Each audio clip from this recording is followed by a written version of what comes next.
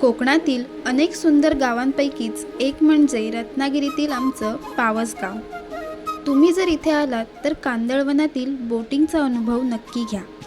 स्वामी मंदिरकडून गणेशगुळेकडे जाणाऱ्या रस्त्याने गौतमी कांदळवनाच्या बोर्डना फॉलो करत तुम्ही पोहोचाल भाटीवाडीमधील गौतमी कांदळवन व बोट सफारी पर्यटन प्रकल्पाकडे।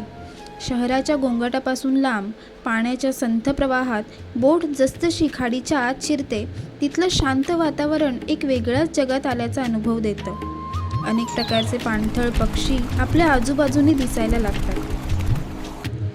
सोनेरेशिया अल्बा, रायझोफोरा म्युक्रोनाटा अशा 9 कांदळवनांच्या प्रजाती इथे आढळतात। त्यासोबतच त्यांच्या वैशिष्ट्यांची माहितीही आपल्याला मिळते। ही जी आहेत ना, ही या कांदळवनाची मुळं आहेत। तर ही मुळं उलटी का उगवतात, तर ह्या जमिनीत ऑक्सिजन नसतं आणि त्यामुळे ते श्वास घ्यायला ही मुळं वरती उगवतात। निसर्गाची ही किमया जवळून पाहण्यासाठी एकदा तरी इथे नक्की भेट द्या। धन्यवाद।